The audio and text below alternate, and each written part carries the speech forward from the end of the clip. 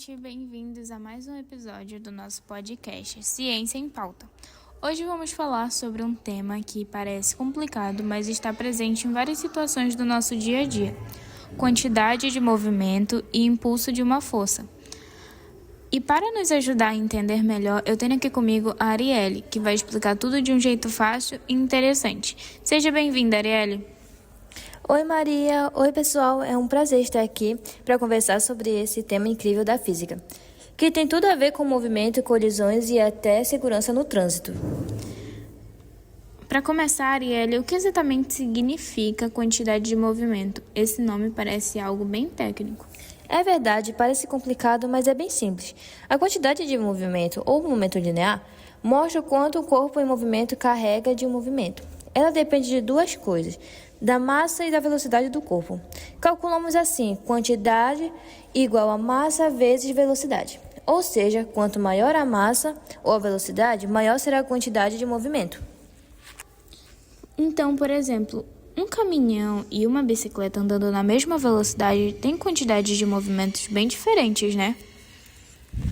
Exatamente. Mesmo que os dois estejam a 30 km por hora, o caminhão tem uma quantidade de movimento muito maior porque tem uma massa muito maior.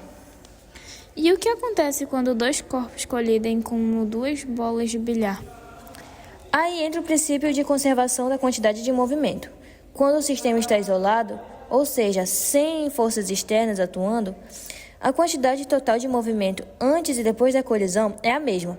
Esse princípio explica por que, em colisões, o movimento se transfere de um corpo para o outro. Então isso vale até para os acidentes de carro, certo?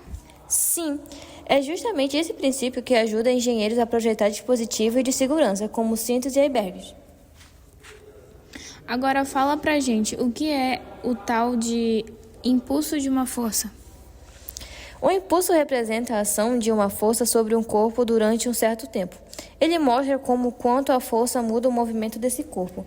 A fórmula é: impulso igual a força vezes o delta tempo, ou seja, a força multiplicada pelo tempo que ela atua.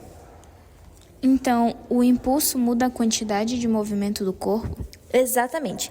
Existe até o teorema do impulso que diz: a variação da quantidade de movimento de um corpo é igual ao impulso da força resultante sobre ele. Isso significa que uma força pode mudar a velocidade ou até parar um objeto, dependendo de quanto tempo ela age. E onde a gente vê isso na prática? Em muitos lugares. Por exemplo, quando o airbag é acionado, ele aumenta o tempo de contato entre o motorista e o volante, diminuindo a força do impacto. Outro exemplo é quando um atleta dobra os joelhos ao aterrissar de um salto. Isso também aumenta o tempo de impacto e reduz a força sobre o corpo.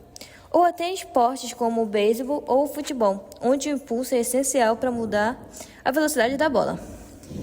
Então, entender o impulso é uma forma de compreender melhor como o movimento e a segurança funcionam juntos.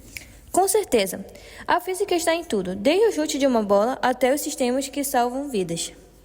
Arielle, adorei a conversa. Agora ficou muito mais claro o que são quantidades de movimento e impulso. Dá para perceber que esses conceitos estão em várias situações cotidianas e não só nas fórmulas.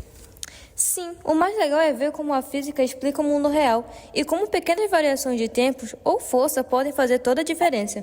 Perfeito. E para você que nos ouviu até aqui, obrigado pela companhia. Nosso episódio fica por aqui e na próxima semana tem mais ciência para você. Até lá!